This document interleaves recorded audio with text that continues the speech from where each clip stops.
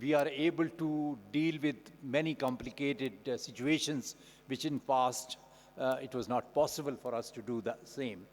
So we're going to have a very interesting session, although we are placed last day a little bit in a disadvantage because the crowd may not be that big and everybody has to kind of rush.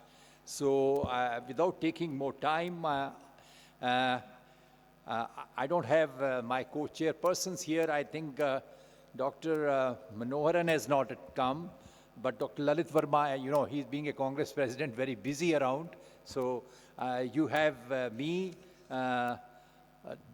Dr. Mangat Dogra, who comes from a northern part of country in Chandigarh, it is called, and that is from where I come. And I've been associated with retinal issues for more than 40 years of my career. And so I would like to call upon first speaker, none other than Dr. Pramod Bende, who is heading one of the foremost and one of the most important center which has trained most of the people for the country. He is chief of now Retina there, Shankar Netralaya, Chennai, down south.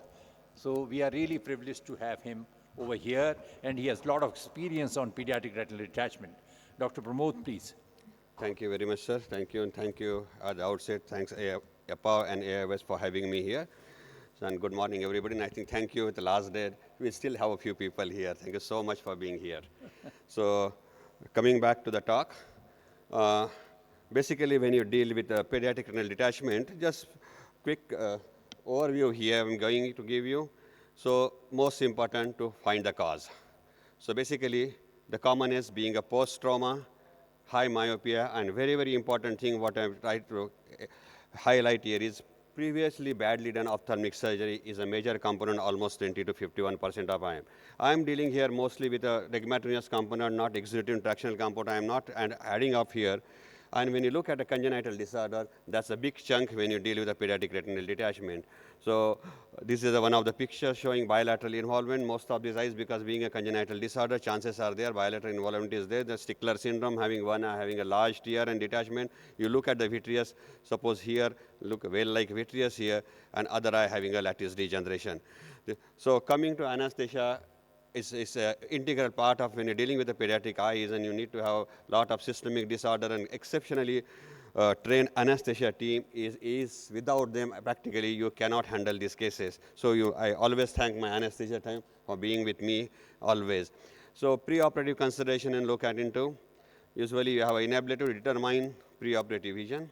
They are difficult time consuming examinations, and invariably these eyes need examination under anesthesia to decide your plan, and finding on examination may alter your surgical plan, and you need to counsel parents for the same.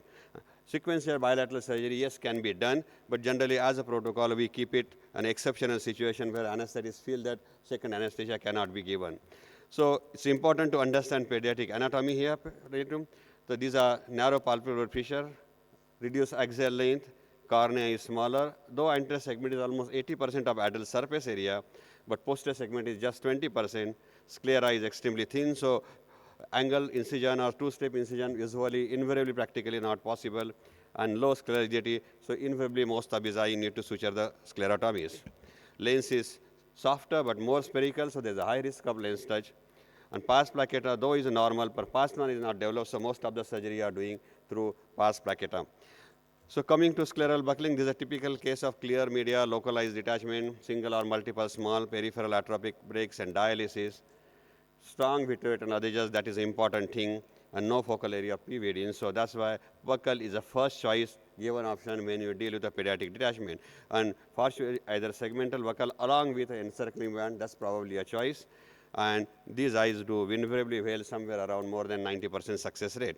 So technique as far as scleral buckling concern is same as adult. Obviously, you do under general anesthesia.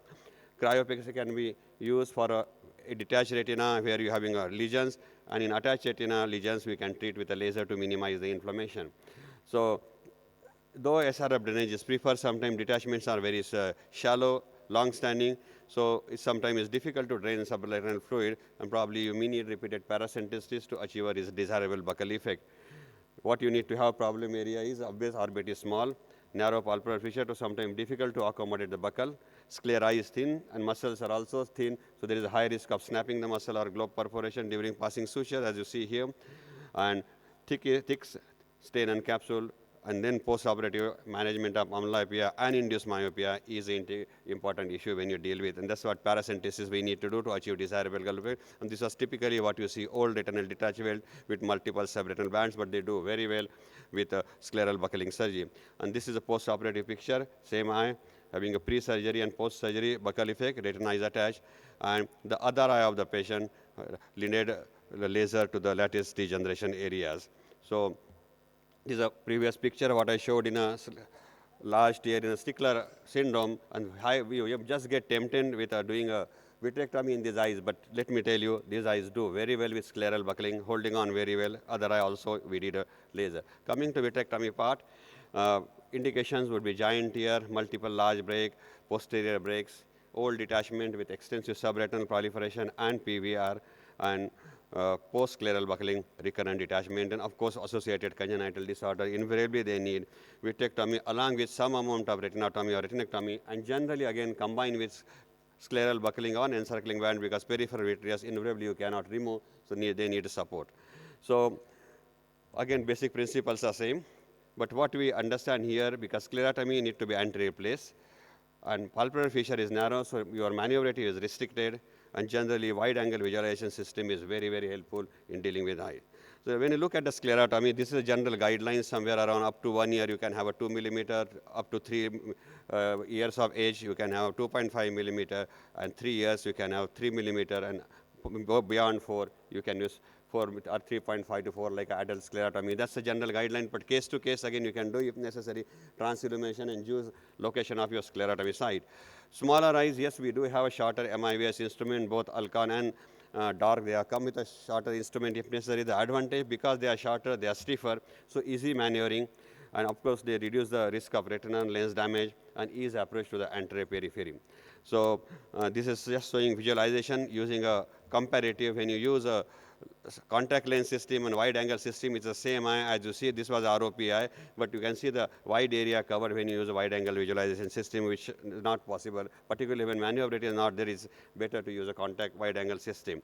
So managing lens, yeah, as far as possible, knowing that age with a vision development, preferably keep the lens in place as far as possible, because that's definitely going to help for vision development. But if you decide to remove the lens, best way to remove the entire lens, no capsule left behind or rim behind, like it can act as a scaffold for your subsequent reproliferation. So coming to vitreous, typically pediatric vitreous is like a gel, more dense, very sticky. Separation of posterior hyaloid almost sometimes extremely difficult or even may not be possible, and surgeon need to have a lot of time to be spent and should be willing to have a lot of patience to deal with, because your entire success of surgery depends on how well you can induce the PVD and clean the vitreous. Cutter port observation obviously does help now with sting. So that's an idiot. So this is again just to show how difficult to peel this vitreous off, as you see here. And again, another case showing, and when a mobile retina, when you deal with difficulty, and then you have a high risk of, as you see, retina coming into port, getting caught into the port, and creating iatrogenic complications and break. There are multiple breaks, as you see here, what had happened. So you have to be careful. You can use a PFCL to stabilize posterior retina while dealing with the anterior part. So silicone oil invariably prefers the internal tamponade, and because of positioning is difficult post-operatively, and also it helps in early visual rehabilitation. But the catch here is emulsification can be very early in children, and there is a high incidence of glaucoma.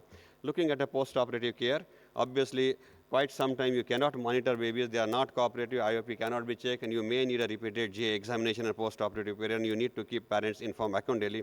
And obviously, management of amblyopia is very, very important. This is the last slide. Thank you very much for patience hearing, and I take this opportunity to invite all of you to our next Retina Summit, which the theme is retinal trauma, which is in July this year. Thank you so much. Thank you. Thank you, Pramod, for excellent presentation and giving us everything what we need to know about issues related to pediatric retinal detachment. If there is any question for Pramod, because he has to leave, so one question, please. Yeah. So, like, if we do only encirclage, is it okay or it's mandatory to add on with segmental in your experience? Depends on where the lesions are. Yes, sir. If you have only peripheries involved and near aura somewhere and we are not able to debulk, obviously you use encirclage, but if you have additional break, they are a little bit posterior, particularly inferior breaks, and have vitreous adherent to that, I would prefer to support segmental as well, along with encirclage. Okay. The problem sometimes is eyeball and orbit is small, and sometimes adding that segmental buckle, sometimes there is no space, and that is a difficulty sometimes. So that's why case to case you take a call. So, like, can we place encirclage, like silicone sponge with this segmental buckle, or it has to be like band only? Preferably, because easy to, you can do that, what you are saying, but easy to have a tire which covers encircle band cover over it. No, I would suggest sponge. Thoda sa we have started less. When we are training, sponge we used to do, but sponge has a notorious this thing of having, attacking infection also. Yeah, it's erode through, very easy to erode through sclera, long term, particularly when you are dealing with the pediatric age. Yeah. Best is to have solid silicone. Thank you. I think quick question, please. May I Yeah. ask a quick question? I want to know your view on the primary prophylaxis on buccal in sticker syndrome. Do you have any comments on the prophylaxis buccal? Very rarely I do. Yes, I agree. If one eye is not doing well and already lost, and you have a lot of peripheral tractions, and you know you are going inside, you cannot do vitrectomy because you will not be able to induce PVD, and retina is still attached. Those eyes, sometime I do prophylactic buccal in the eyes, particularly FUR group, again, not only stickler, along with FUR, sometimes few cases I did. But there's a very select group of cases nowadays. Close follow-up, even though you add supporting buccal, you will need it in spite of that. Okay, thank you very much. Thank you. Thank you. Thank you, Pramod, for excellent. Now we have next talk by Dr. Philip Ferron. I think he's going to talk on a very difficult subject which we all face, and that is use of methotrexate in complicated pediatric retinal detachments. Thank you and good morning. Thank you to the organizers and moderators. It's my pleasure to talk to you all this morning, the stalwarts staying here on the last day of the meeting. Appreciate it. And we're going to talk about a very interesting subject, and that's using methotrexate for difficult pediatric retinal detachment cases. These are my disclosures. None of these are relevant. We're all familiar with PVR that accounts for 75% of all RD repair failures, and it's caused by freed RPE cells and fibroglial cells in interaction with growth factors and cytokines. We also are familiar with, as we just heard from Dr. Bende, that the difficulty in separating the posterior cortical vitreous in children. We all know they present late and usually have macula off detachments, unfortunately, and more than half of these patients present with grade C PVR. Methotrexate's been reported in adults, and though we're familiar with it as a chemotherapeutic agent and immunosuppressive agent for uveitis, it also has dramatic anti-proliferative abilities, interfering with the S phase of the cell proliferation cycle, and also has significant anti-inflammatory characteristics. The adult studies are numerous. The most well-known study was by Elliott in the GUARD trial, where they reported an 80% attachment rate at 39 months with a median visual acuity, which is relatively good at 2200, after a total of 10 injections, 1 during surgery and 9 post-surgery. There were smaller studies subsequently that reported between an 80 and 100% reattachment rate by Benner, Ula. These are smaller studies too. One by Roca, which is a comparative study, which was significant, and one by Hughes as well as Rajan. In pediatric populations, though, the use of methotrexate the data are lacking. I published a report about 9 months ago on JVRD, which was a single case report, which I'll touch on in this series. But the only other known reported series is of 3 patients by Al Jahad, which showed a series of 3 patients, and he had a 100% reattachment rate. He used methotrexate in the infusate, as well as at least 1 injection of 200 micrograms of methotrexate postoperatively. We did a retrospective chart review of patients under 18 years old. We used a minimum of 4 serial intravitreal methotrexate injections at the standard adult dose, which is 400 micrograms per 0.1 cc. Typically, patients received 1 methotrexate injection intraoperatively at the end of surgery, followed by 3 serial weekly injections, and then 4 additional biweekly injections for a total of at least 8 injections over 10 weeks. There was some variation in this treatment protocol due to surgeon preference or specific case requirements that extended the period of treatment. And these are the 9 patients. You can see the average age was 11. They ranged in age from 6 to 17, and most had an average of 2 prior surgeries. But the etiologies are ones we're familiar with as being very difficult to keep attached. Myopic degeneration, Stickler syndrome, cicatricial ROP with a stage 4 detachment in a 13-year-old, Blau syndrome, which is a chronic granulomatous uveitis syndrome, self-abusive behavior, large peripapillary hemangioblastoma with a dense chronic vitreous hemorrhage, and a treated large retinoblastoma with a secondary detachment. Initial vision range from count fingers to light perception indications for methotrexate were 7 patients had grade C PVR, 1 was a ruptured globe patient, and 2 were at high risk for PVR, and 1 of those was a ruptured globe patient. 5 out of 9 patients had a retinectomy, all had membrane peeling and silicone oil injection, and the mean and median number of injections was approximately 10 with a range of 8 to 14 methotrexate injections. 5 out of 9 of these patients received an injection, received their methotrexate injections under anesthesia with a brief mask induction. With regard to the methotrexate, there were no corneal complications, and follow-up was on average about 9.5 months with a median follow-up of 10 months. All retinas remained detached following initial surgery up to 6 weeks out. There were 2 cases that didn't. 80% approximately remained detached following a single operation. 2 cases, 1 redetached at 3 months post-op and 1 redetached at 1.5 months post the initial surgery with methotrexate. 4 of 9 patients had the oil removed, and 100% were reattached at last follow-up with the vision ranging from 20/70 to light perception. This is an example of a few of the cases. This is a 9 clock-hour giant retinal tear in an 11-year-old from Stickler syndrome and had the oil in for 3 months, and this is the appearance of the retina 3 months after oil removal, and this patient remains attached, doing well. This is a 13-year-old who had a treated retinoblastoma, which you can see there on the left, with a total retinal detachment with a break not only infratemporally but also at the base supranasally of the retinoblastoma. And they were treated with 8 methotrexate injections and silicone oil, and 6 months after surgery remain attached. This is a 9-year-old with a ruptured globe, large perilimbal laceration, total hyphema, vitreous hemorrhage, total RD, had scleral buckle, AC washout, vitrectomy, endolaser. Methotrexate was not initiated after this repair, and this is what the patient looked like 6 weeks after surgery. You can see the dramatic membranes that are present inferiorly. We started methotrexate every 1 to 2 weeks at this point, at 1.5 months after the original surgery. And 2 months after administering the methotrexate, there was a repeat injection with silicone oil removal and membrane peeling, and we continued the methotrexate after that, and this is what the patient looked like 9.5 months after the initial surgery. No membranes, no reproliferation, and vision of 20/70.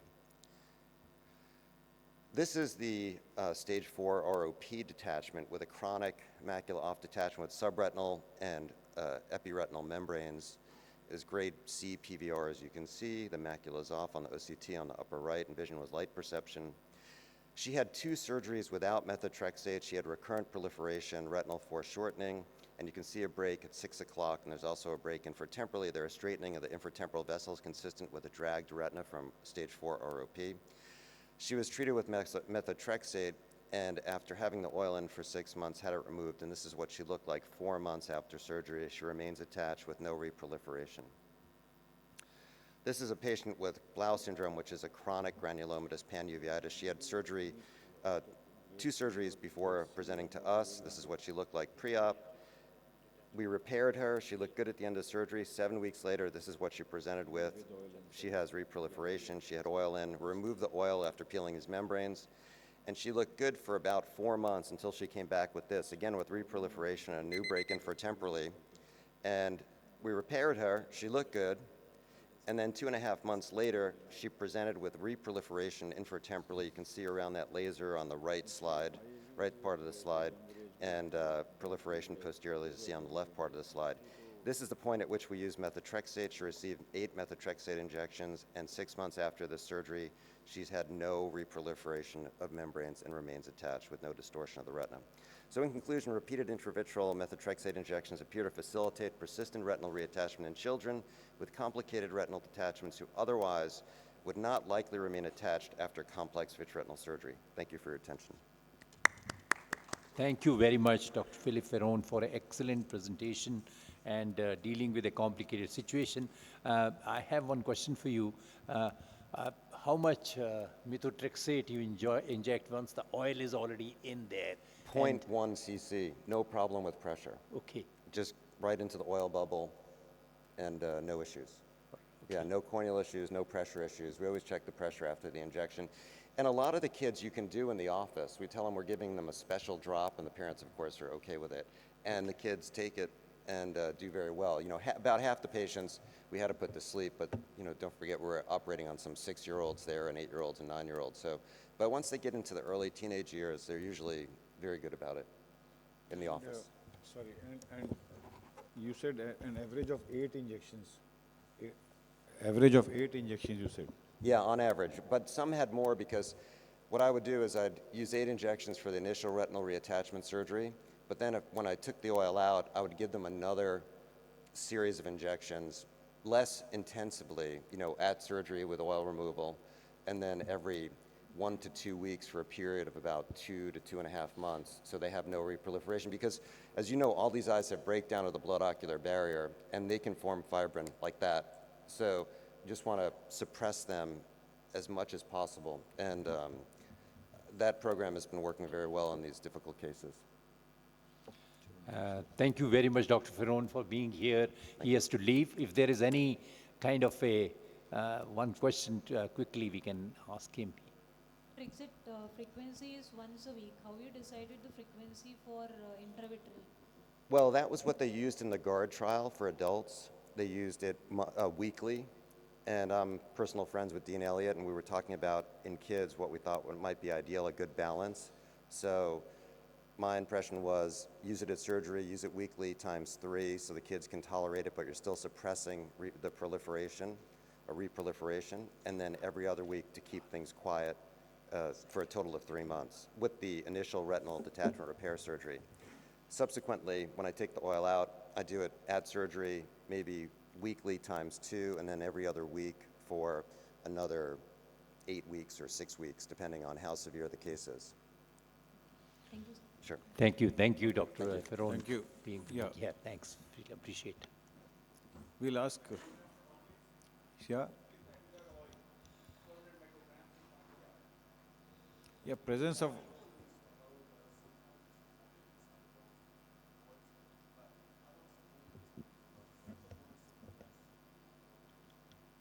Are you? Toxicity नहीं है. Methotrexate toxicity on retina is not so high Much, that you need to reduce the dose like we do in bevacizumab or other things. You see, I have used it quite a lot in lymphoma eyes, and but the regimen is quite quite a bit. But that you have to tailor. I think I do not inject so much methotrexate as mandated, but it's not a sacrosanct that you have to keep injecting, A lot of patients do well with after 2-3 injections also. In any case, we'll move on. I'll call upon Dr. Sayyam. Is there? From Nepal? Yeah. So, high myopic eye is another area where we are troubled, primarily because of vitreosis, and last layer of vitreous is always difficult to remove in high myopes. So let's listen to Dr. Sayyam from Nepal about his approach to RD surgery in high myopic eyes. So these are long eyes, instrumentation is difficult, drainage is difficult. Yes, Sayyam. Slides are ready? Yes. Good morning, and thank you APU and AIOS for a wonderful conference and very good interactive between all the colleagues we have here in the Asia Pacific region and abroad. And today I'm going to present here on retinal detachment session, management of detachment in high myopic eyes. So I do not have any financial disclosure. So as we know that in myop patient, there's a constant elongation of the axial length, and that leads to structural changes in the posterior segment, and there's a loss of best corrected visual acuities. So high myopia is who has a -5 or -6 diopter, whereas a patient who has a posterior staphyloma or any maculopathy, then that leads to a posterior pathological myopia. And as we know that the patient of myops are increasing in our part of the world, in Asia Pacific regions, and the number of myops, which compared to 2000 and now next 2050, the number of high myops will be double. So currently last consensus said that it was 400 million of high myops. So now the number will be more than 900 million myops in the entire world. So the number is more in our Asian populations, and in Asian also the visual impairment is almost up to 1.5%. And in the Eastern Asian regions, Japan they have a third leading cause of bilateral blindness, whereas in China the leading cause of blindness in the young age groups are because of high myopia and pathological myopia. So the main pathogenesis is basically the choroidal thickening. There is a progressive thinning of the choroids, and that will cause atrophy on the posterior pole with atrophy of the Brock's membrane as well as the atrophy of the RPE. So there's a presence of this atrophy as well as there's posterior staphyloma and a lot of activities that happens in the posterior pole that leads to impaired vision and even losing the best corrected visual acuity. And those are the patchy atrophy and the macular neovascularization that leads to a permanent loss of vision. And the detachment happens when there's a peripheral retinal tears or peripheral retinal holes. And this is one of my patients whom I was seeing for last 10, 15 years, a young girl who came to college, after seeing from her till when she was grade 4 or 5. And she landed with one annual checkup, the holes in her peripheral retina and right eye and did a retinal laser. So patient with high mass may land up with a giant retinal tear in such a scenario when we have to do immediate interventions. So as we know that the phakic arteries below 50 years are because of high myops, as well as in the post-cataract surgical patient whom we do retinal detachment surgery, those patients who are high myops, there are more chances 10 times more chances to have a retinal detachment. So what are the risks of, the challenges of doing surgery in retinal detachment in high myops? So one of the most important is the thin sclera. The patient who has a high myops has a long axial length, so instrumentation may be difficult for reaching the posterior pole. And there's a degenerative and unsuccessful PVD, especially most of the patients are younger without PVD. And there's a thinner retina, and one of the very, very important is multiple retinal breaks. So there might be holes in the lattice, which may open while doing surgery, and the peripheral retina, we might miss the holes in the peripheral retina. So these are only intraoperative, but as well as in the postoperative, the patient may land up with PVR complications, as a previous colleague has mentioned about the management of PVR and postoperatively also. There's one of the very important is hypotony, but secondary glaucoma, I'm sure many of our colleagues have faced complication of postoperative glaucoma management is very difficult. And this is a case who had a fairly good visual acuity, but landed with a high myopia, but retinal detachment with multiple tears and holes. So this was one of a patient who is 64 years, fairly cataract of nucleus 1, and he landed with a detachment. And there was a very big retinal tear, not a giant, but a 2 clock hour retinal tears, as well as more than 5 retinal holes. And the holes in the lattice did open while doing surgery. So it's very careful, like the retina is very thin, so we should be manipulating very minimal manipulation in the peripheral vitrectomy when we do indentational vitrectomy. And we have to identify all the holes that we might miss. So we need to address all the peripheral retinal holes, which might probably we have to be rescheduling the whole 360-degree repeat examination of the peripheral retina. So this gentleman had a silicone oil injections and had a fairly good visual acuity, maintained intraocular pressures, and we did after 3 months, we did a cataract surgery combined with silicone oil removal. So this is a case where I usually use silicone oil when there is a multiple retinal tears or a complicated retinal detachment. And here I did a very good cataract surgeries and implanted the intraocular lens on the same settings, and did a fluid directions and check the peripheral retina to see if there's any PVR, if there's anything that we have to do redo anything inside the eyes. And this is the one case. She's very young, and she's just 18 years old, and she is high myopes, -7 diopter, and she had an intertemporal retinal detachment due to the holes in the lattice. And I did a segmental silicone oil 276 tire. And this is a case where it's a very easy surgery, 20 minutes for us. And we do a lot of buckles also in Nepal. And here with a single intervention of scleral segmental buckle with cryo, and then I added on with the laser, and the fluid was there for a month, but it dissolved after 1.5 months, and there was no any changes in the refractive error or in the postoperative. The C was comparatively, relatively very good.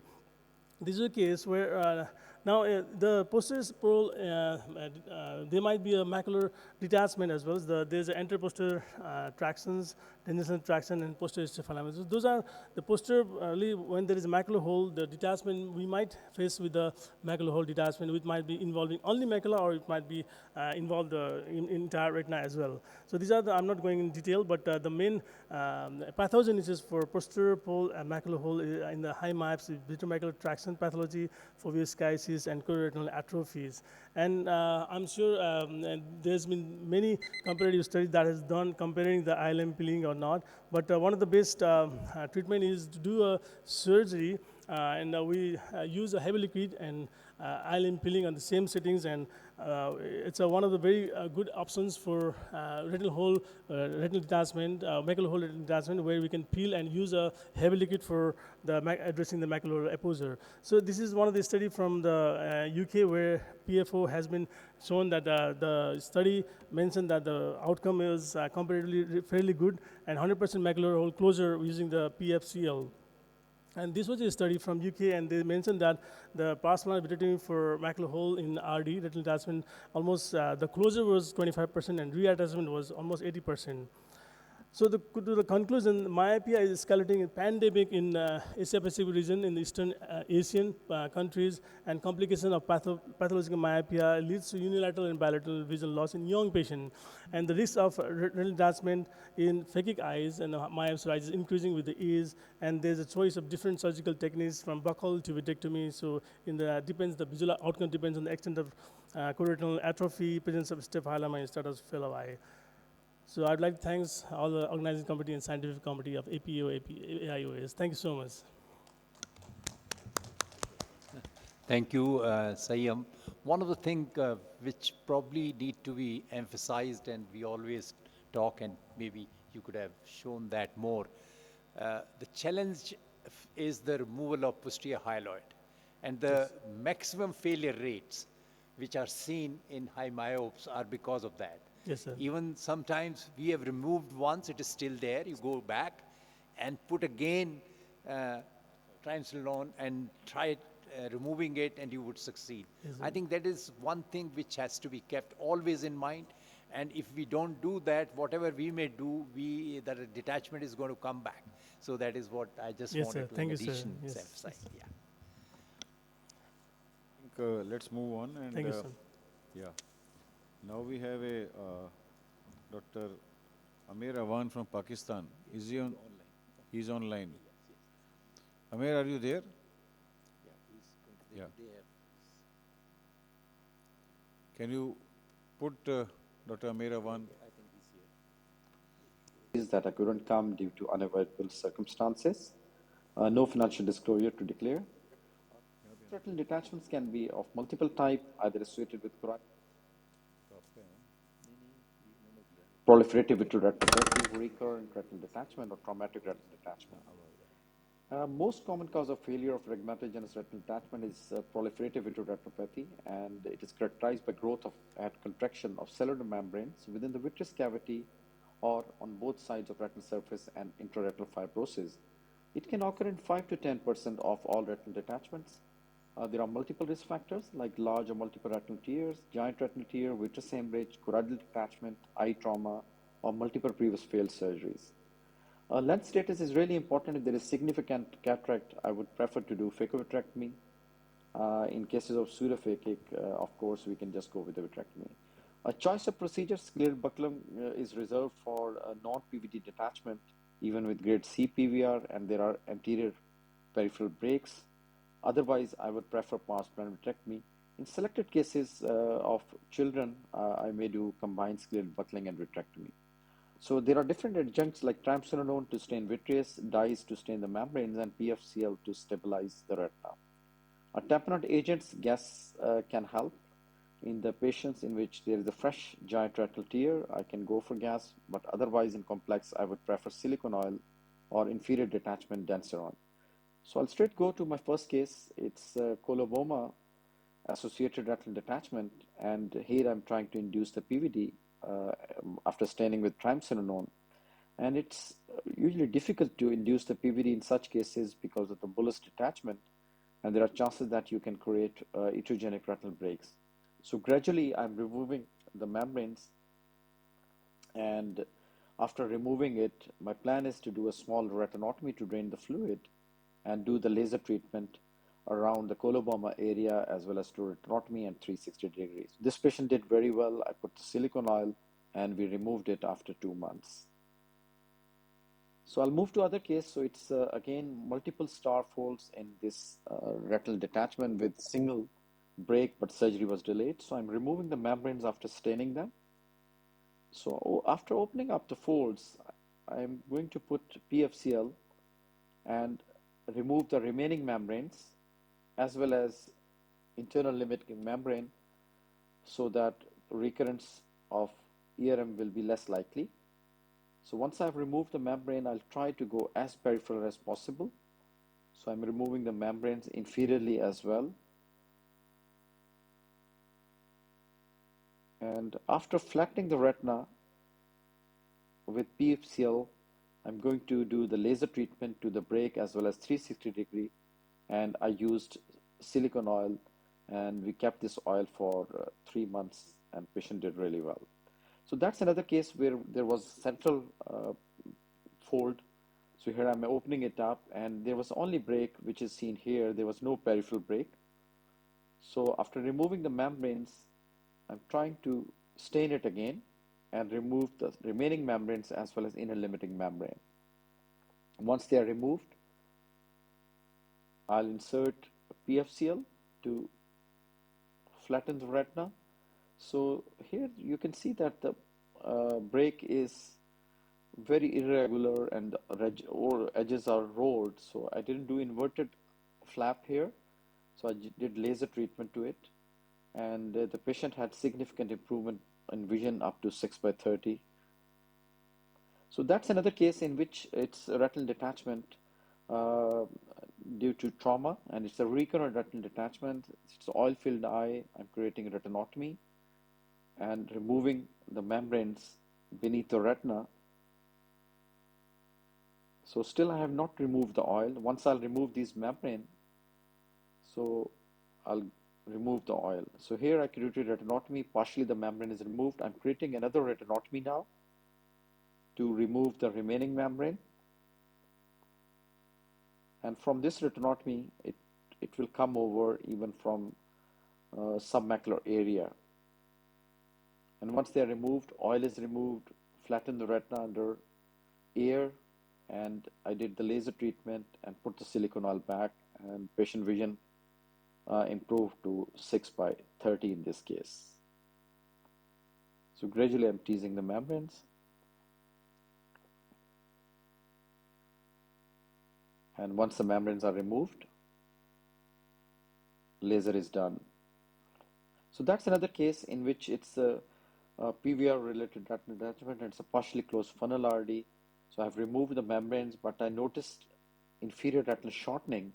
So I'm doing a retinectomy. I've already marked the retina, and I'm removing the anterior retina up to the ora serrata. to flatten the retina. Once it's done, I will do the laser treatment. And especially it's important to do the laser to the edges. You don't want to keep an area without the laser. In that case, there will be chance that the retina will get redetached. And then we put the silicone oil, and patient retina was attached with some useful vision. So I'll move to other case. So this is basically a trauma case, traumatic retinal detachment happened, and shortly you would see that the blackish hinges coming over nasal area. So it was a large stone which I removed. So there was a large scleral laceration which I'm trying to suture and trying to suture it up as much as posterior I can go. And once I have sutured it, I'll do vitrectomy, I'll remove the vitreous hemorrhage, and release the tractions over the nasal area to attach the retina. There are multiple areas of subretinal hemorrhage you can see here. So I've created a small retinotomy superiorly to drain the fluid. And after doing the laser, in this case, I used the silicone oil and kept it for around 4 months, and later removed the silicone oil, and patient had significant improvement in the vision to 6/9. And similarly, this is a dislocated lens, closed funnel RD, and once we fix it, retina is attached here. That's another case with dislocated lens and PVR retinal detachment that we fixed it, and that it looks like at the end. So briefly, I'll talk about the GOD trial, about intravitreal methotrexate. It has shown remarkable results, and I have used in few cases and seen a good outcome. In conclusions, non-posterior vitreous detachments with peripheral retinal breaks and grade C PVR, scleral buckling can be the first option, especially in young patients. However, in the patients with retinal detachment with choroidal detachment or large or giant retinal tear, vitrectomy will be a better procedure. Post-operative use of intravitreal methotrexate has shown promising results. Thank you for your kind invitation. you. And my sincere apologies that I couldn't come due to unavoidable circumstances. Thanks, Dr. Awan. This is Dr. Lalit Verma here. Thank you for joining us, and I appreciate. One quick comment, beautiful videos you had about sandwich tamponade, you see, or short-term use of PFCL tamponade in complex, especially inferior, detachments. Yeah, I think that's a good idea, and some people like to do it, but mostly I prefer using either silicone oil or denseron in the cases where inferior retinal detachment with PVR. Okay. Yes, Dr. anybody? Yeah, in colobomus RD, the break is already in the most dependent part of the eye. So we just drain from that coloboma area, and is there any real need to create any retinotomy? Because already whenever doing that FAE, we are not going to have the SRM in the superior side. It's already in the most dependent part of the eye. Yeah. Just drain from the colobomatous area, and it comes. Correct. That's. And yeah, please. And the reason I ask this because we have recently, for last couple of years, initially there were a lot of failures in pediatric complex detachment, especially inferior tamponade. Denseron or heavy silicone oil in my hands hasn't yielded as good results as PFCL tamponade for say 2-3 weeks and then remove it. Toxicity, we have done ERGs, but no. But patient ultimately gains quite a lot, and then we do after 2-3 weeks oil and PFCL exchange. So therefore, I wanted you have presented such nice videos. So if you have used PFCL as a short-term tamponade. The first question was regarding that retinotomy in a colobomatous art. Yeah. Is it really Yeah. necessary? Thanks for your comment. I think the problem is in coloboma, you are not exactly sure in that colobomatous area where exactly basically the break is. So whenever you are draining, you are maybe causing different places. You are creating just openings, and there was a total detachment. So the retina was anyway detached there. So I did retinotomy to drain it from there, and did a laser around that retinotomy as well as coloboma area, and it worked very well. Yeah, And the second thing which I want to know that if you are operating on a posterior laceration, you can say behind the muscles and all, and more posterior, the choice of your sutures, like I saw here that you were using Vicryl, I think. So sometimes these sutures gives way very soon and you have little dehiscence or exposure of the uvea. So just like in buccal we use the permanent suture, so isn't it a good idea to use a permanent suture in the, you can say, lacerations which are involving posterior or involving a larger area? Thanks for the comment again. Yes, that's possible. But I think what I have noticed when I have managed a lot of trauma, usually Vicryl works very well. And even in this case, unfortunately, I didn't show you the photos. So after even 3-4 weeks, there was good scarring in that area. And in this case, I wasn't able to completely close it. And I would say maybe around 30-40% oil came out from that area, but still we were lucky because the break was above the horizontal meridian. So it worked very well. So initially I was thinking to use gas or anything, but air was coming very quickly out. So I thought if I put silicone oil, so most likely it's going to stay to some extent. And it worked very well in this case. Thanks for your comment. Thank you very much. Excellent talk. And I only wanted to that, are you not using in most of them, in addition to your vitrectomy, because most of the problems are in the periphery and we can't get rid of that kind of adhesions. So are you not using a buckle or a band to support, especially in younger patients? Thanks for your comment. In pediatric patients, yes, in some cases I use, but mostly because I'm trained in the way I'm UK trained. So we either do vitrectomy, buckle. Usually I try not to combine it, and fortunately it's working well for me in Pakistan. So, but very selected cases in pediatric, yes, I do in settlement. Thank you very much. Excellent presentation. We really enjoyed your talk and videos. Thanks for having me. Thank you. Thank you.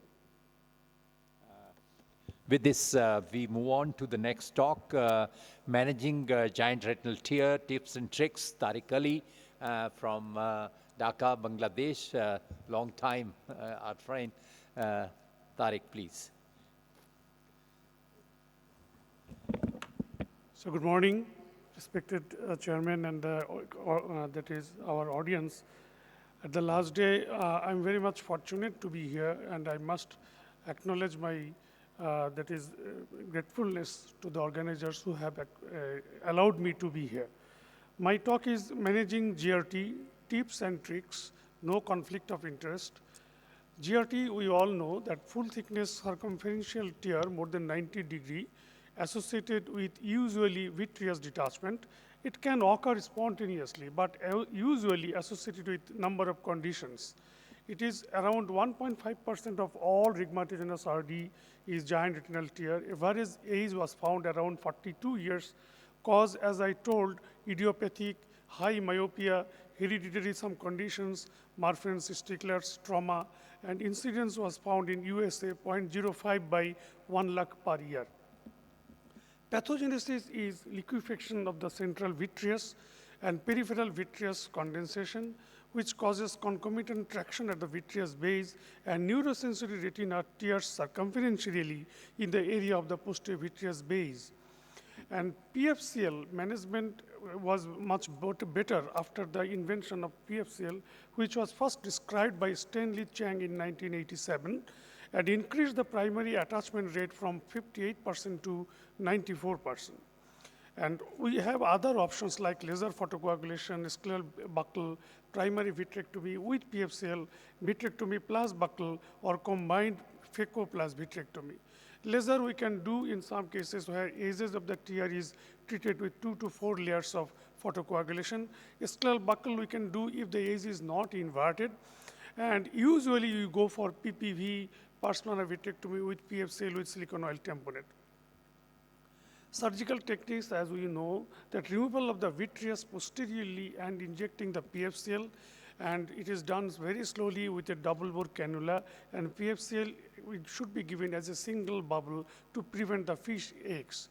Once the retina is stabilized, then anterior vitreous and the anterior retina flaps are removed, and chandelier illumination you can take, and it is very much paramount to remove all the vitreous, especially in corners to prevent the redetachment.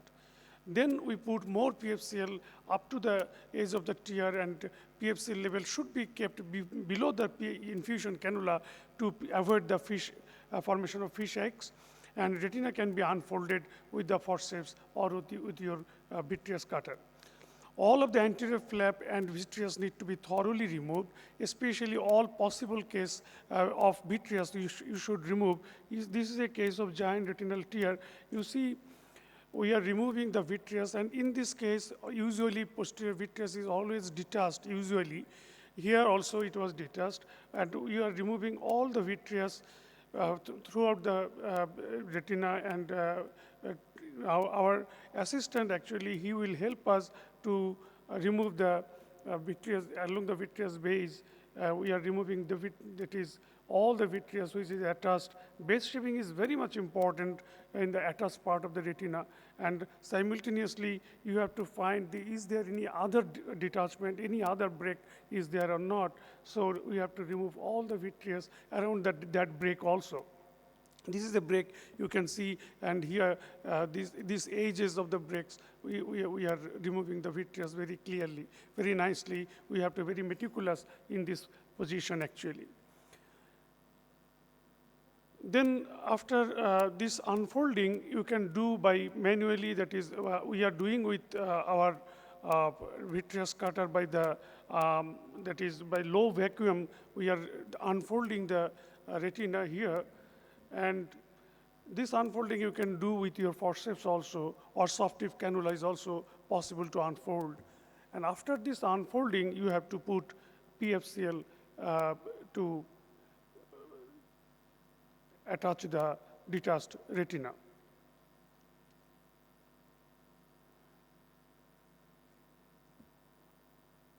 Yes. After this position, then we have to go for PFCL, and at first very slowly over the disc, and then we have to go inside that that is bubble, so that we can slowly increase the PFCL to attach all the retina, and it should come under the crystalline lens.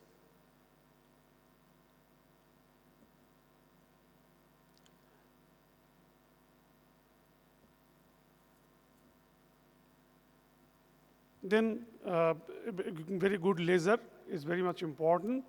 And here we did PFCL silicone oil exchange in a same sitting, that we'll remove the PFCL and put the silicone oil. You can see. It is also possible to do the fluid air exchange and then put the silicone oil. That is also possible.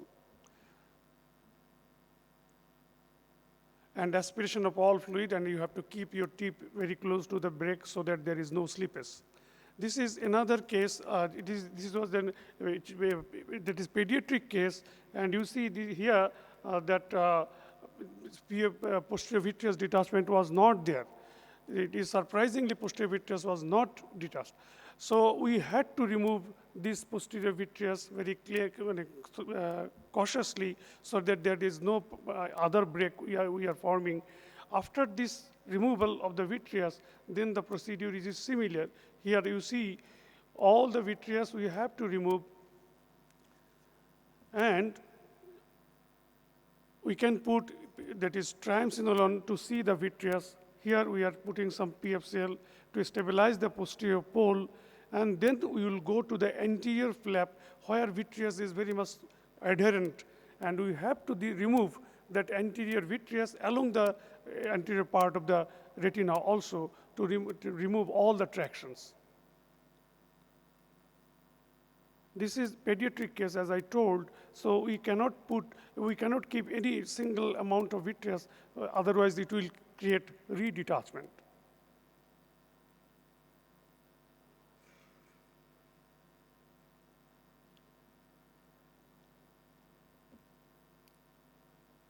Yes, this is the anterior flap. We are removing the vitreous, and then silicone oil and PFCL silicone oil exchange and laser, everything is done, and retina was attached. Here, as I told, the retinal margin is folded over itself, so we have to remove, trimming the rolled part, which is not unfolding.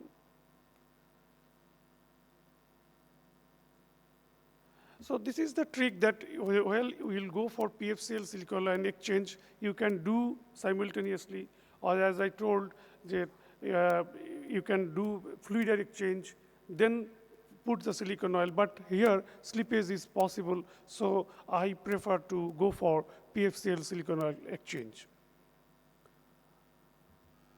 So I'll go to the last slide that we have, that is known about the PVR. Everything has been told already. GRT is a very complex situation. Sometimes it is blinding condition.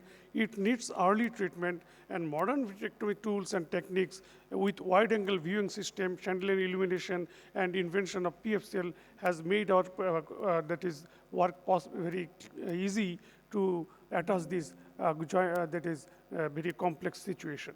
Thank you, ladies and gentlemen, for your patience hearing. Thank you, Tariq. Yes. Hi, yes. I have a question. Do you think on your incidence slide, where it said 12% incidence of sticklers and Ehlers-Danlos, that incidence is actually low, that's actually truly higher than that with giant retinal tear patients who present 45 years old or younger with no history of trauma? Because to me, in my experience, when we test them genetically, a lot of the patients, they don't have the classic facies or double jointedness or chest abnormalities or cleft palate or other things that we associate with Stickler syndrome, have genetics that are positive for Stickler syndrome. Of course, but in my cases, what I did, that is that there was no case of Stickler, but I found it from the literatures that I showed. Yes, you are very much correct. That yes, incidence. And that's important because then yes. you prophylactically treat the fellow eye with laser, or as was mentioned earlier, possibly with scleral buckles in some cases. Yes. Absolutely, I think that is very important. The fellow eye, looking at it and treating it, because many of these cases, especially younger ones with giant retinal tear, you will find suddenly the other eye going into that.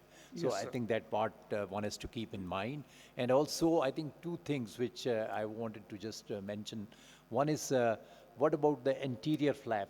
Are you trimming that, the anterior part, because most of the time that needs to be trimmed? Yes. Because otherwise that you have not shown in your kind of cases. In the second case I showed, that anterior flap you have to remove, otherwise the vitreous is attached there. Yes, because not only vitreous, but this flap itself can create problem later on, and it may get even attached anteriorly, and you have a problem with the. And most of the way you were injecting PFCL, mostly we tend to remain more nasal rather than going over the posterior pole, like what you were showing in the video sometimes, because you never know, sometimes it is, if a little more force is used, so that we might have an issue with that. Yes. Thank you very much, Tariq. Any question for Tariq here? So thank you very much. We move on to the next talk. Thank you. Next talk is going to be by Ling Fang, refinement in the use of silicone oil in retinal detachment. I think that is something which is very, very important for all of us, the use of silicone oil. Yes. Good morning, everyone. Thank you, Chairman, and thank you, Appao, for the kind invitations. So today I'm talking about this refinement in use of silicone oil in retinal detachment. Silicone oil was first used by Paul Anton Sibis in 1962 because of its transparency, chemical inerness, and high surface tensions. There are various indications for use of silicone oil. Also, it depends on the surgeon experience. The most common one is treated with complex retinal detachment. Second, inferior retinal pathology, and some special case, those with severe tractional retinal detachment. And also, it depends on patient factor, those we intend to travel by air, non-compliant to the position, and only eye with poor family support. Basically, there are two types of silicone oil. The light or standard silicone oil only consists of polydimethyl siloxane molecule. And then we have a heavy silicone oil to tackle the inferior break. The silicone oil 1000 centistral and 5000 centistral have similar surface tension, but they are different in molecule weight. But which one is better? But in the study, there's no difference were observed in terms of anatomical and visual outcome, and there's no significant difference with respect to the complication rate in terms of rate of emulsification, IOP, and corneal abnormality over the 1 year.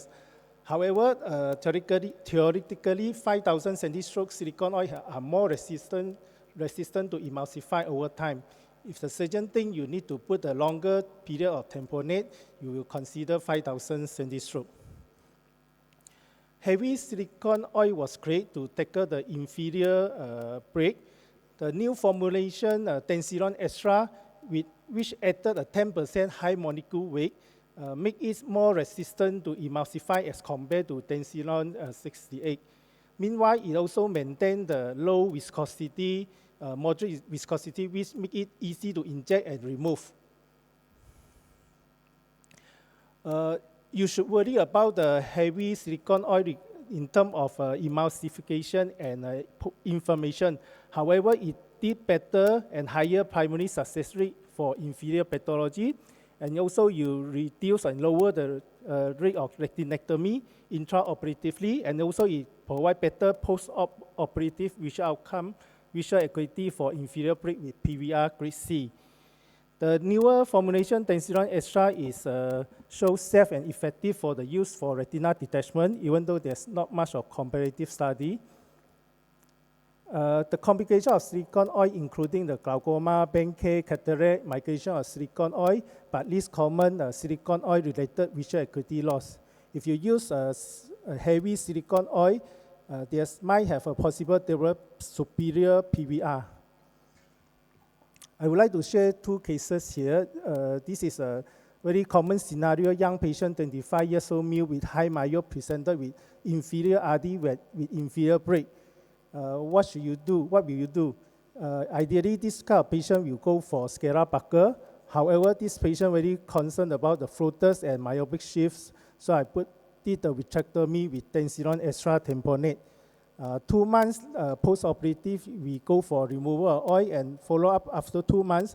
There's no complication noted, no cataract and no emulsification noted. The visual acuity improved to 624 and no cataract. Another similar case, a young patient presented with left inferior RD with inferior break with a good visual acuity 6.9. I did a vitrectomy with normal standard silicone oil tamponade. After 4 months, we removed the cataract and also removed the silicone oil. Unfortunately, this patient come back 1 week with a counting finger vision. So the diagnosis of silicone oil-related vision loss was diagnosed. Silicone oil-related vision loss is typically occur at the time of silicone oil removal without any apparent explanation. They are frequently reported in cases with giant retina tear and macula sparing retina detachment. The etiology is unclear, but may related to the potassium saying the increased fibrogenic growth factor, and also it might be due to phototoxicity and also reduce the antioxidant substance. This is my flow chart. If the silicone oil is indicated, it mainly depend on the location, the extent, and the PVR. For those retina detachment with simple retina detachment or compact retina detachment with superior break, I would like to use the normal silicone oil 1000. Only for those very complex retina detachment with PVR and also with inferior break, you might consider heavy silicone oil, or you also can do a retinectomy with normal silicone oil or add in a sclera buccal with a gas as well. In conclusion, silicone oil has an essential role as a long-term tamponade agent in complex vitreoretinal pathology. The new formulation of Tensilon Extra show a promising result in terms of safety and efficacy. Although silicone oil is being challenged by other new substitutes like foldable capsular vitreous body, the hydrogen-based tamponade, and also medium-chain triglyceride, but I think it will still irreplaceable in the near future. With that, thank you. Thank you very much for giving a very important talk on silicone oil. I have a question for you. The question is, this heavy silicone oil, Tensilon, especially Extra, which you have used, how long you'll be able to keep it the longest? Because it's heavy It's not like the other one. Yeah. From the study, it can keep up to 6 months, but I tend to remove early within 3 months. Okay. So have you seen any changes in the retina if you keep it that long in like earlier? Yeah, actually, even though reported less emulsify, but I observed they will start emulsify even after 2 months. But fortunately, because it's heavy, when you're doing removal of oil, I think it's easy to remove the silicone oil for the emulsify oil, which is sink to the bottom. Okay. Any question? Yes, please.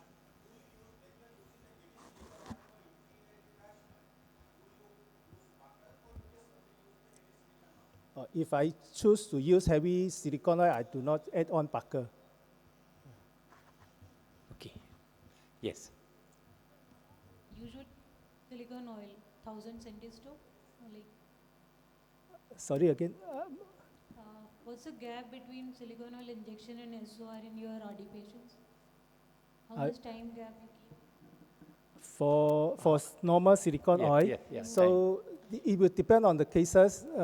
Most of the time, I will remove within after 3 months, in between 3 to 6 months. And if the sometimes it depends on the cases, like extent of the PVR or development of the PVR. For young patients, I will keep for longer.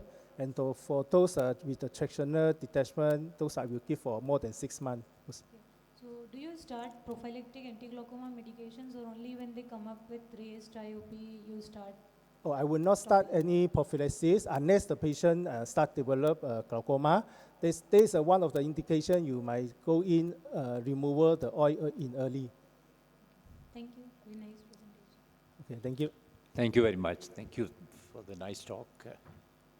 We move on to the next talk by Selvin, Predictive Factors for Success in Scleral Buckling Surgery.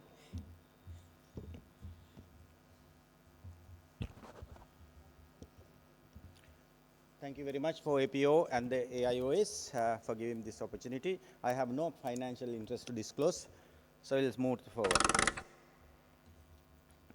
Well, the retinal detachment is most of the time, the primary detachments are treated with nowadays with vitrectomy, but buccal has a major role to play, and it works by altering the transvitreal tractional forces and promotes the retinal healing or attachment by displacing the fluid under the retina. And anatomical, the success is actually, there are two components, anatomical reattachment as well as the meaningful visual vision gaining. Now, if you look at the literature over the last few years, few decades, and there is still a major place for the major place for the scleral buckling in primary retinal detachment in the treatment. But the fashion is by many vitreoretinal surgeons is to move to the primary vitrectomy for even sectoral detachment. But recent two meta-analysis explain that the difference between the primary simple retinal detachments, the treatment, there is no big difference between the two modalities, but when it comes to the cost and the complications, scleral buckle is still superior. The advantages of the scleral buckling is preserve the vitreous and the lens, and it reduces the risk of cataract and the glaucoma, no need of tamponading or positioning, and it is cost effective, and especially it is very important in young patients without PVD and including the myopic patients. And predictive factors are important because it guides a selection of the patient and optimize the patient counseling. And these are the predictive factors that you can determine whether it's going to be successful or not. If you take the extent of the retinal detachments, as the previous gentleman told, if it is a focal or a subretinal localized detachment, the buccal success rate is very high rather than going into vitrectomy. And like in the previous videos, giant retinal tear has a poor outcome if you start in buckling. And there are many articles to prove that. And age is an independent factor that it relates to the success rate of the scleral buckling, and younger the patient without PVD, more success rate in the scleral buckling alone. But if you come to the older generations, vitrectomy sometimes prefers. And the lens, of course, has an important factor. But if you consider the pseudophakic detachment, we have the concept that we think the cataract surgery increases the risk of slightly risk of retinal detachment, but it has not been proven now. According to this recent article, the phenotype is different between the two groups of retinal detachment. In fact, pseudophakic detachment and the cataract patients have detachment totally different from the phakic eyes. Therefore, it is important. The other thing is the visibility of the difficult in pseudophakic detachment when you are doing. And in 2012, by Arsak et al. This in Turkey explained the chandelier light system. You can easily use the chandelier light system, and that prevents difficult visualization of the buccal, exact localization of the buccal, and then you can insert into the buccal in the proper place. But the issue here is, it is also not without complications. It can induce, increases the complication rate of endophthalmitis as well as the lens touch during surgery. Now, if you see this way, you can easily locate the small tears and exactly you can put the buccal. But sometimes because of these lens, patients with lens, otherwise difficult for you to identify the place. Now you can mark the place and nicely put the buccal here.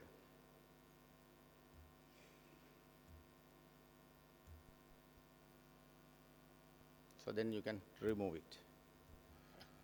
And the ocular conditions, other ocular conditions which important in considering the scleral buccal is glaucoma. And it has been shown that the primary open angle glaucoma or chronic open angle glaucoma is more common in vitrectomy group compared to scleral buckling. The reason is they consider that because of the oxygenation of the retina induced a cascade of events that causes changes of the trabecular meshwork and lead into glaucoma. And epiretinal membrane and the macular edema, if those things are there in preoperatively, it is better avoid as much as possible vitrectomy. But epiretinal membrane, if it is thick, of course, it has to be removed. You have to do the vitrectomy. Otherwise, if you do the buccal, the progression of the macular edema and ERM is less. And narrow angle patients and the myopic patients, of course, the buccal is superior because the chances of getting glaucoma is less in these patients in vitrectomy if you do the vitrectomy. But the risk factors, pre-existing narrow angle, high myopia, and placement of the encircling band anterior to the eye equator can give rise to angle closure glaucoma in buccal. Now, this patient is Seychelles, coming from Seychelles, young patient, 22-year-old patient, had LASIK surgery 1 month after coming with bilateral inferior detachment. I did the both eyes buccal because macula was on an inferior detachment, and the patient complained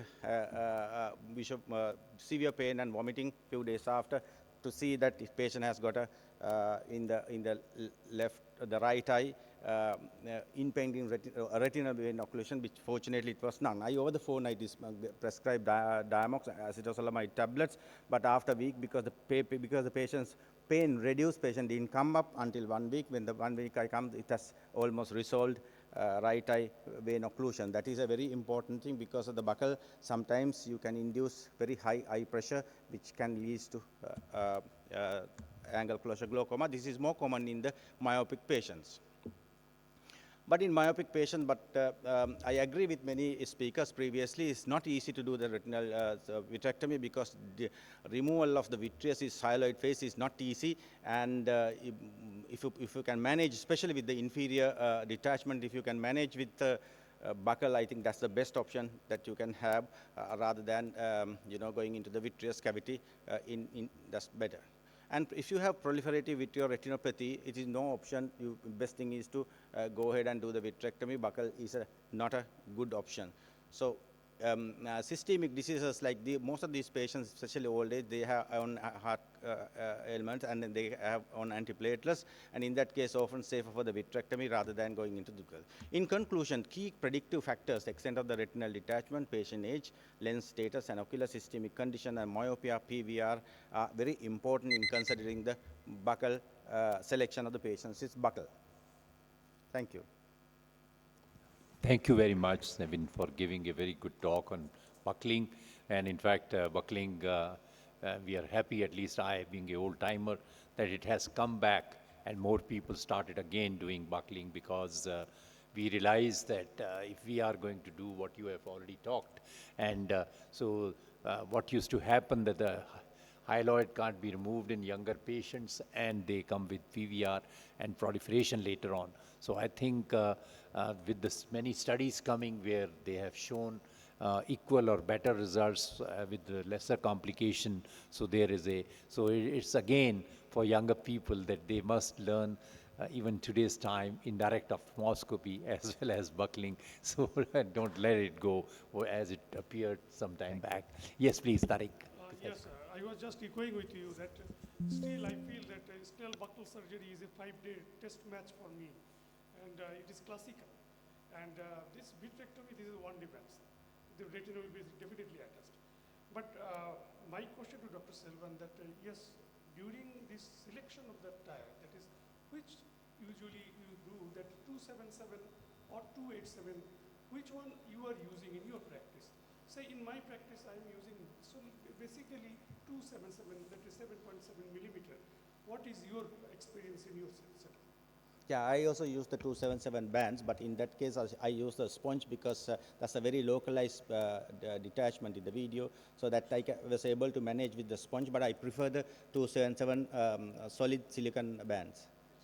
That is, and also encircling 2.5. Yes, I often use encircling bands, especially the PVR cases, total detachment. And also cryo to the break.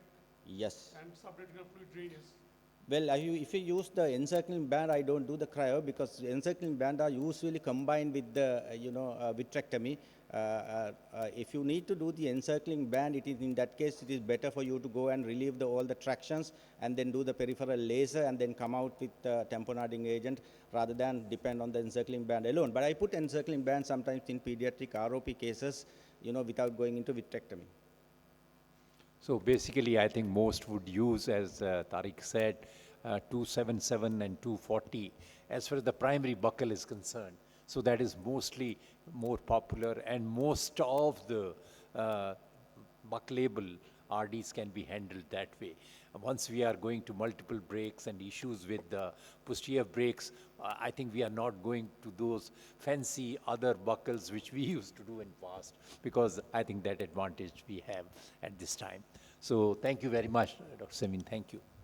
So we move on to the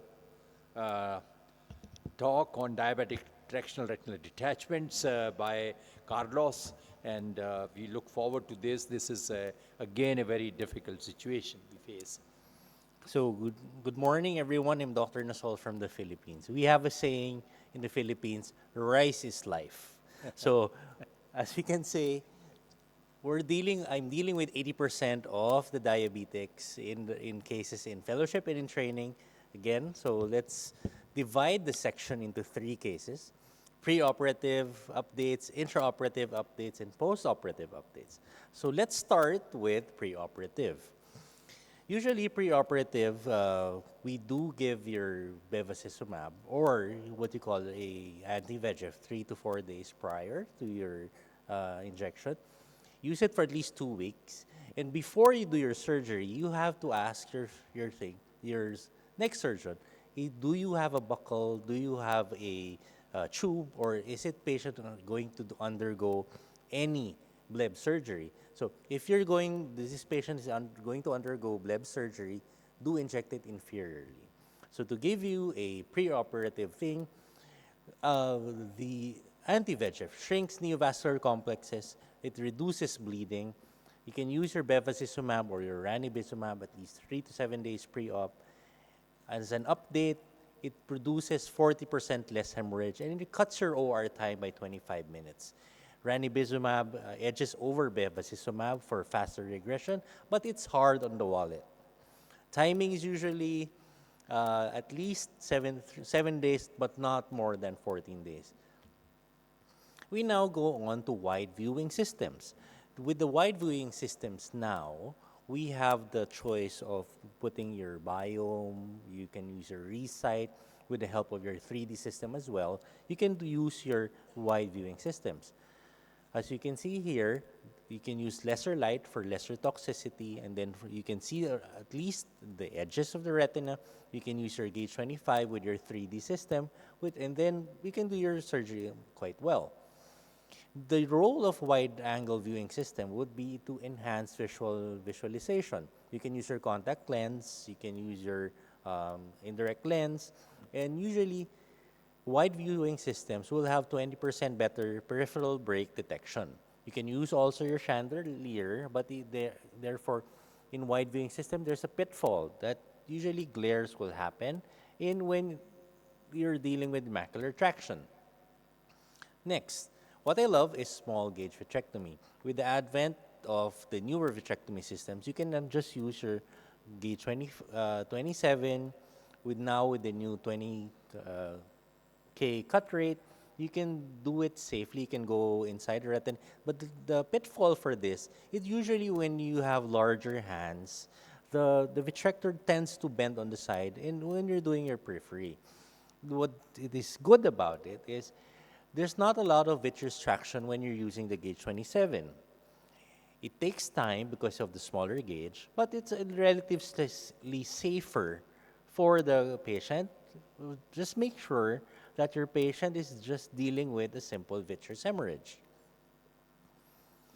The common pitfall for the gauge 27 is usually that gauge 27 clogs when you have tractional retinal detachment. You can go in closer to your traction, but definitely clogging the gauge 27 will always be a hindrance to your case. So as a tip, you can go for a hybrid. Hybrid meaning always prepare your gauge 25 as well when your gauge 27 just clogs in. How do we deal with intra-op, core vitrectomy and truncation? So again, I'm using now gauge 25, hypervitrectomy. You can do your vitrectomy, again, 20,000 cut rate. You can go down to the retina. You can go down to periphery safely.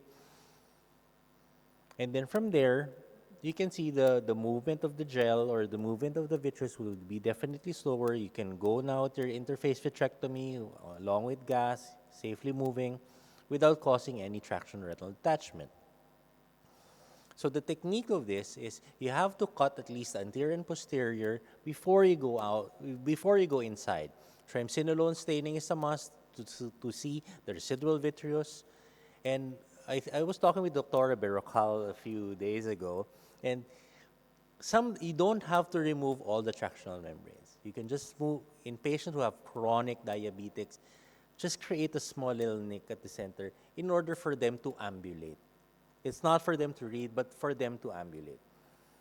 Again, as we said, skimp on precision in those chronic cases. The goal for this is not for them to read, but for able to them just walk around, see what they're eating, and then just recognize little bits of shapes. So now we go to segmentation.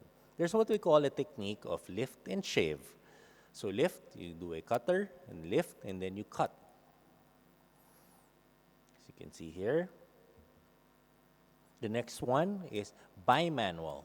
After lifting and shaving with a small gauge, you can use your chandelier, you can use your needles.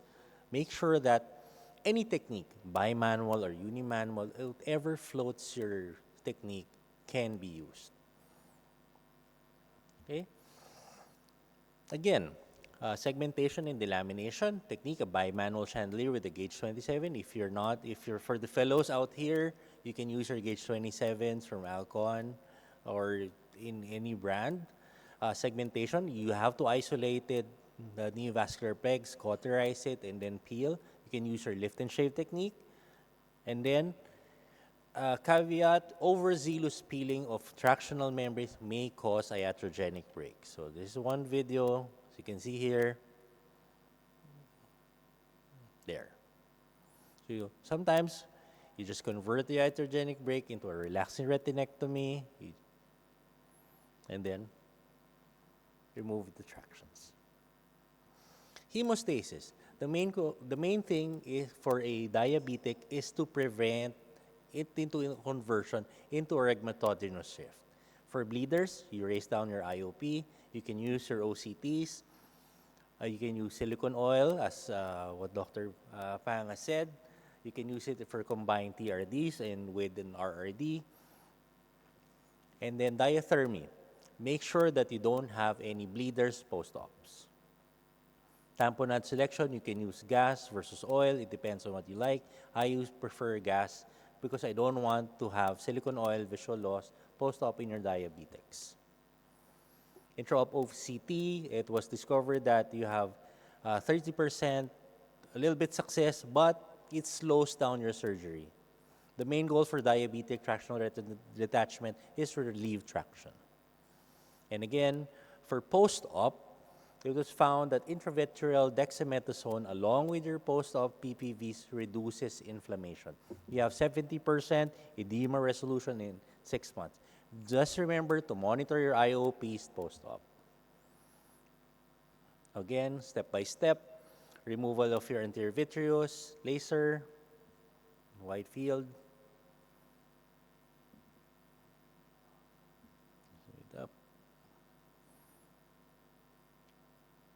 I think I'm the last, so I can just continue first. Give a minute. Remove your membranes, cut the membranes, remove it. Just don't create retinal breaks in these cases.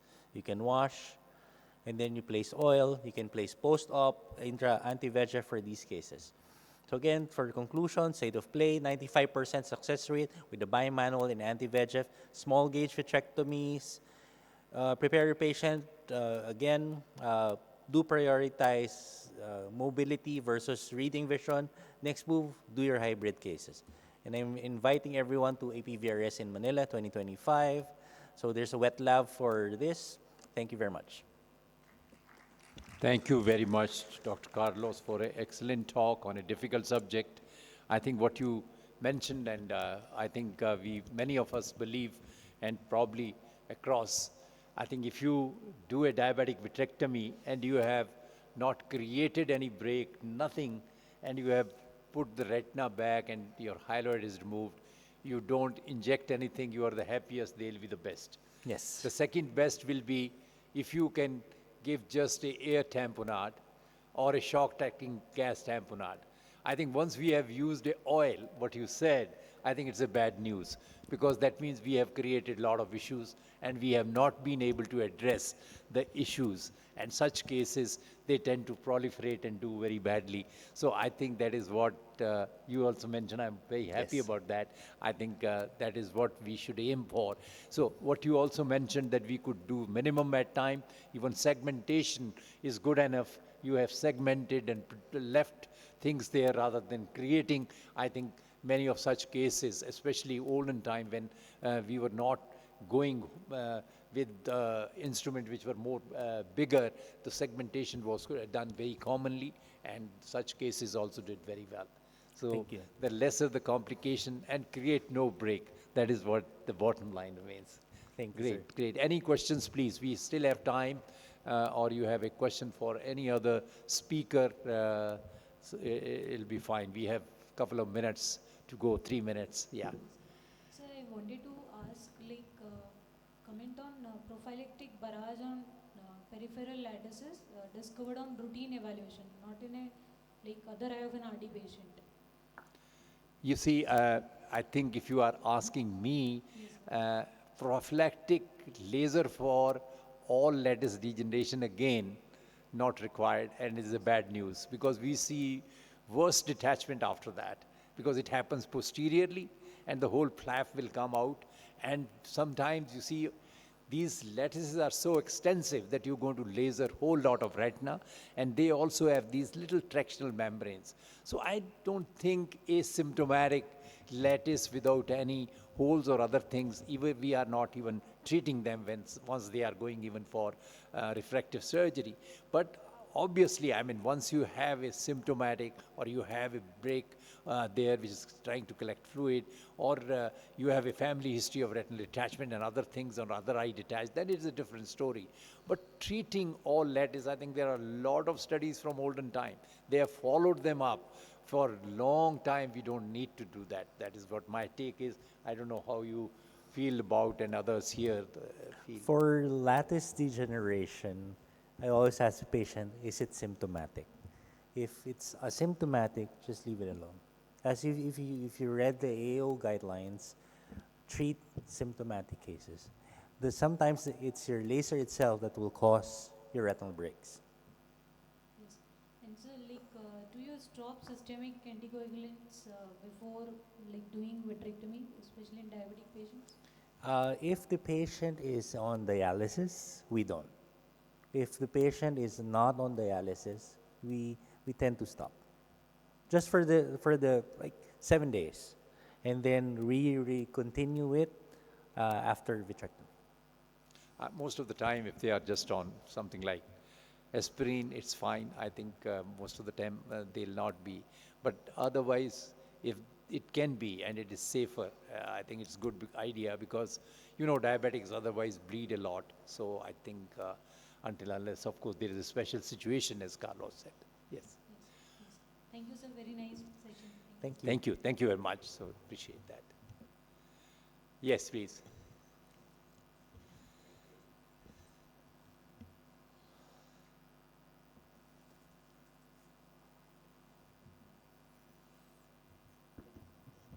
My question to Dr. Tariq and the panel is that do you follow any extra precaution to prevent the PVR in GRT cases because they'll end up with very high rates of PVR?